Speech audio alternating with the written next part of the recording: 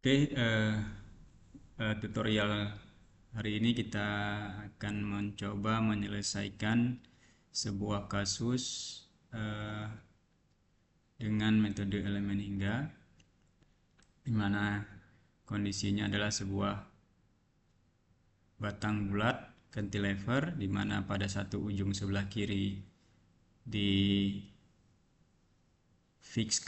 atau dimatikan pada dinding, kemudian pada ujung sebelah kanannya diberi gaya arah vertikal ke bawah dengan sebesar 20 kN, di mana kita bisa lihat radius dari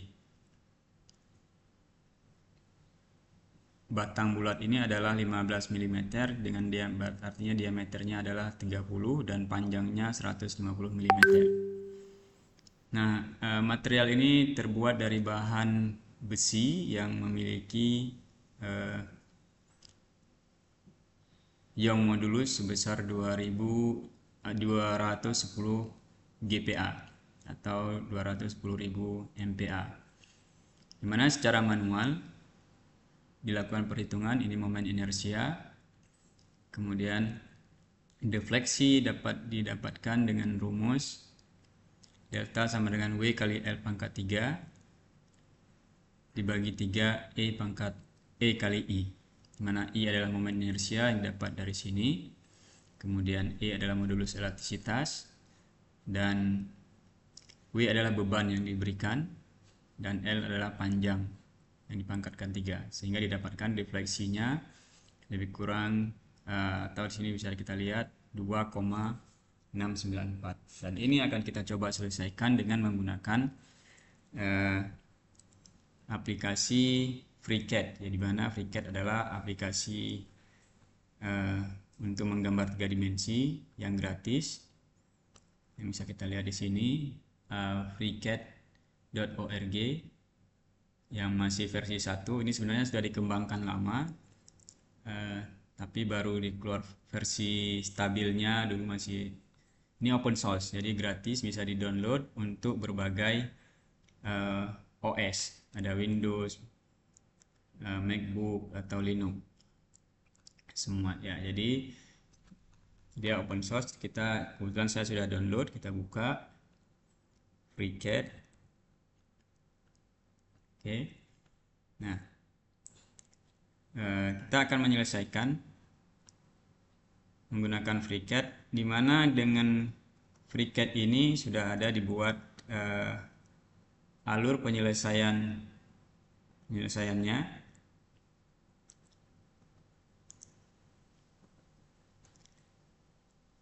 Nah, yang pertama digambar bentuk solidnya. Untuk menggambarnya ada beberapa pilihan. Kita menggunakan modul part atau part design, atau kemudian menjadi bentuk solid. Nah, nanti secara bertahap kita lihat langkah-langkahnya. Langkah pertama adalah kita membuat modelnya dulu. Nah, dengan FreeCAD.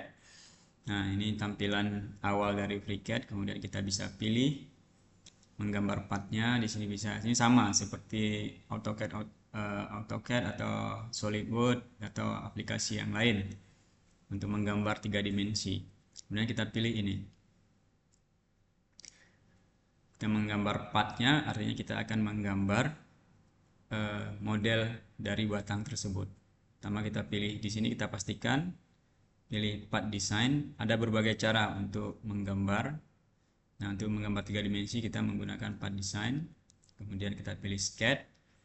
Nah, kita akan menggambar pada bidang ini YZ. Jadi YZ kita pilih.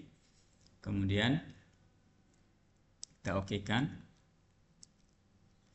Nah, kita gambar garis lingkaran dengan diameter 30 karena jari-jarinya kita beri ukuran. Ini untuk teknik menggambarnya di sekali dipelajari. Ada banyak sekali tutorial bagaimana menggunakan FreeCAD ini. Kemudian kita pilih diameternya 30 karena jari-jarinya 15. Oke, kita lihat lagi ya, jari-jarinya 15 jadi 30. Kemudian sesudah dibuat garisnya tinggal di extrude. Ini sebagaimana biasa sepanjang 150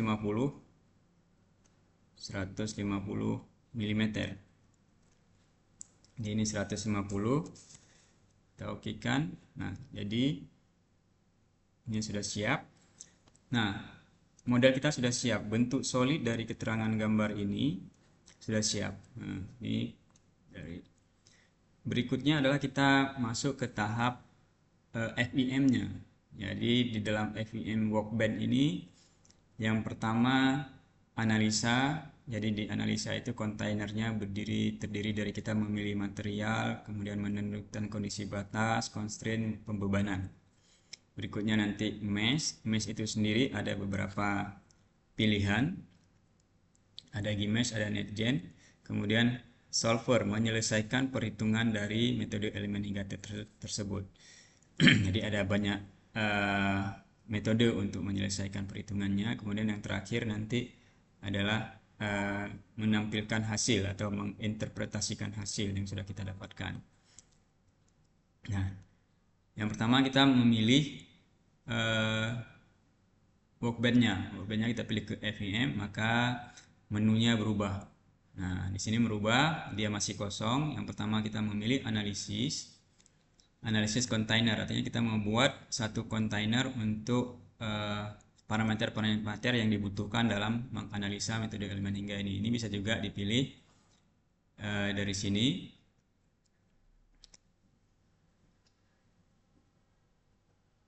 Nah, dari model analisisnya. Jadi kita pilih yang di sini yang sudah ada. Kalau nanti ini bisa ada kalanya ini tidak muncul, kita bisa pilih dari menu-menu yang tersedia. Nah, yang pertama kita membutuhkan dalam elemen hingga ini menu penyelesaiannya, solver. Jadi kita bisa pilih dari sini, kemudian bisa pilih juga dari sini. Nah, ini begitu kita pilih, dia muncul di sini. Nanti yang akan kita gunakan sebagai untuk menyelesaikan perhitungannya. Berikutnya adalah kalau kita lihat di sini materialnya. Ya, material kita lihat di sini ditentukan bahwa dia modulus elektrisitasnya 210, di mana kita tahu ini adalah baja. Jadi ada banyak sekali bisa kita manfaatkan untuk menentukan materialnya. Kita pilih di sini material, kemudian kita klik tombol yang ini, atau bisa juga kita mengisi informasi secara manual dengan mengaktifkan ini. Jadi bisa kita input secara manual, ya, secara manual nilai dari material yang kita ketahui. Dalam hal ini kita tidak menggunakan manual, tapi kita memilih yang sudah ada. Kita tahu bahwa besi ada banyak sekali jenis material yang sudah diprogram di sini, yang sudah di-input dari sistem, ya. Nah, kita pilih yang biasa. Sebenarnya kalau kita lihat nilainya adalah modulus Young 210 GPa. Nah, sama dengan yang disyaratkan di soal ini. Kemudian yang ini density-nya 7.800 kg per meter kubik. Kemudian Poisson ratio 0,3. Mana data ini tidak diperlukan karena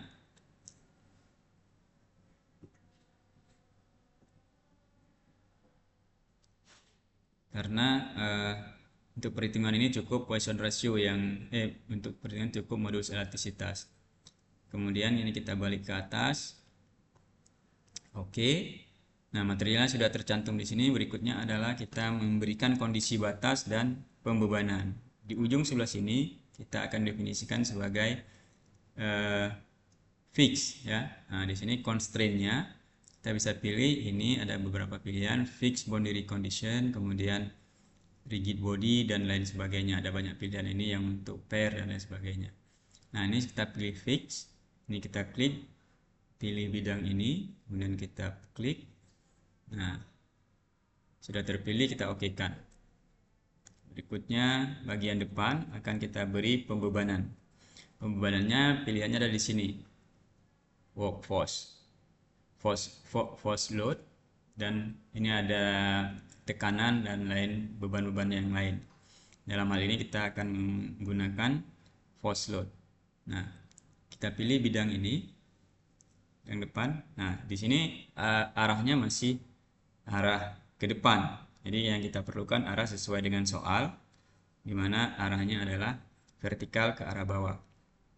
Jadi ini bisa kita rubah nih, kita nonaktifkan, kita balik ke model, kita hidupkan origin. Nah, di sini kita pilih ini, kemudian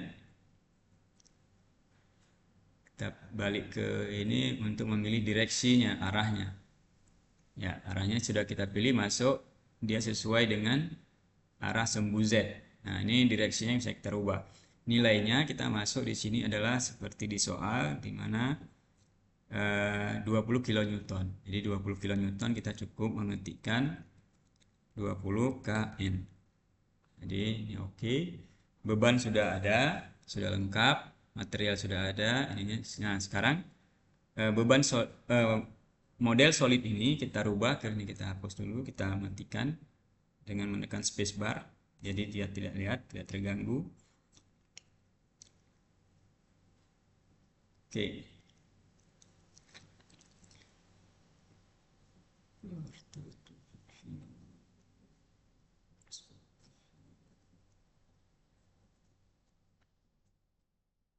Isometrik.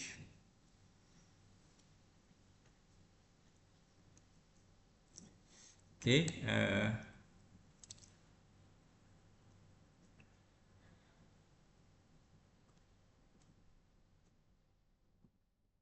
matikan yang perspektifnya.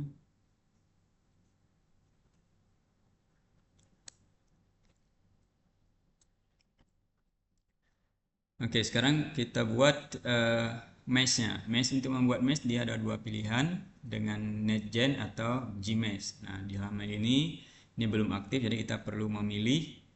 Ini baru muncul NetGen. Nah, di sini standarnya sudah dibentuk bahwa maksimum adalah 1000.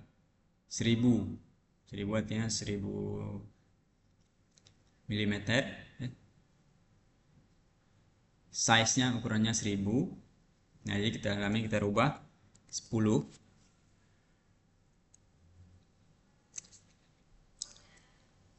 Kemudian ini kita pilih yang first order. First order ini penjelasannya adalah ini kita apply. Jadi kita lihat di sini jumlah node-nya yang dihasilkan adalah 318. Ini kita oke-kan. Maka kita lihat bentuknya tidak terlalu bulat. Nah, nanti ada penjelasannya. Sekarang kita coba. Semua sudah lengkap. Material yang sudah ada, constraint-nya sudah ada, force-nya sudah ada, kemudian sudah dalam bentuk mesh. Nah, kita jalankan dengan memilih klik 2 kali di sini, kemudian kita right. Kemudian sini ada muncul pesan error. Ini error karena mesh yang kita pilih adalah terlalu besar. Jadi terlalu besar sehingga bentuknya tidak terlalu bulat. Nah, untuk nanti ada penjelasannya. Ini kita run aja dulu. Oke.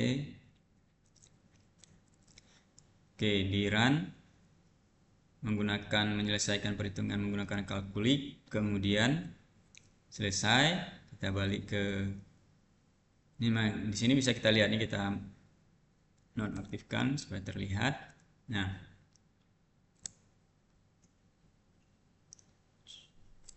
fit to page.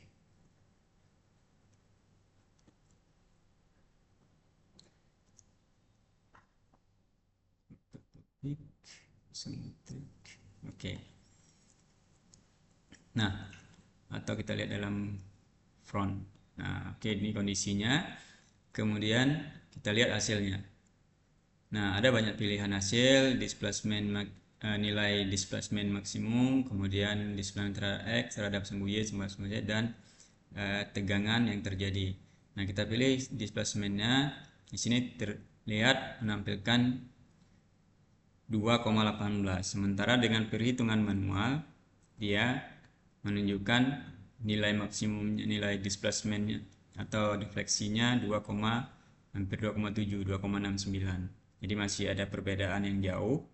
Itu terjadi karena pemilihan mesh yang kita pilih. Nah, berikutnya kita lihat, kita perbaiki meshnya. Ya, kita klik lagi. Kemudian dari 10 kita tunggu dulu biar kelihatan. Oke, kita perbaiki, klik 2 kali. Ini kita buat jadi 6. Ya, lebih kecil. 6. Kemudian ini kita second order. Kita pilih second order ini.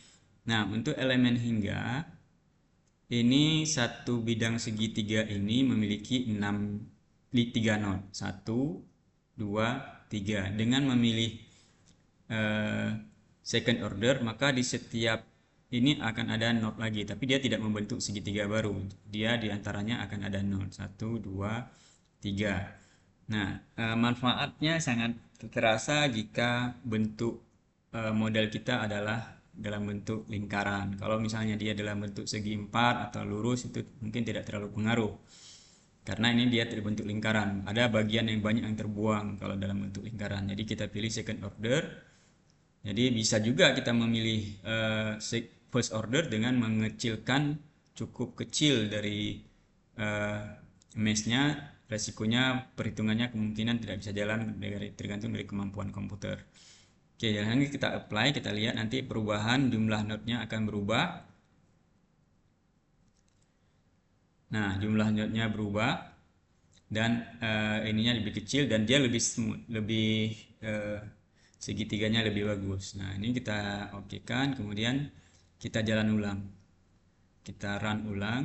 Nah, di sini tidak ada lagi muncul pesan error karena memang mesh-nya sudah cukup bagus. Kemudian kita run.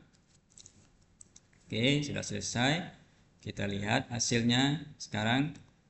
Hasilnya sudah 2,7. Sudah mendekati yang tadinya. Nah, kita lihat ini sudah, ini 2,69 hampir 2,7. Jadi sekarang hasilnya sudah mendekati. Jadi di dalam metode elemen hingga ini ukuran mesh itu sangat menentukan. Nah, sekarang kita coba perkecil lagi.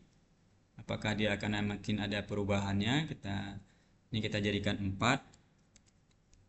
Apply, di mana ini kita lihat mungkin akan ribuan yang jadinya. Oke. 13.000. Oke, dia makin kecil ya. Nah, sekarang kita jalankan lagi. Klik run. Jadi waktu yang dibutuhkan untuk mengkalkulasi atau menghitung juga akan lebih lama. Oke, ini 7 detik. Kemudian kita close. Kita lihat hasilnya lagi. Nah, 2,74, tidak jauh lagi berbeda. Jadi dapat dipastikan bahwa jumlah node dan jumlah elemen, ukuran elemen yang kita pilih menentukan hasil dari ini juga bisa dilihat refleksinya. Ini panjang karena faktornya 100. Ini faktornya kita buat 1.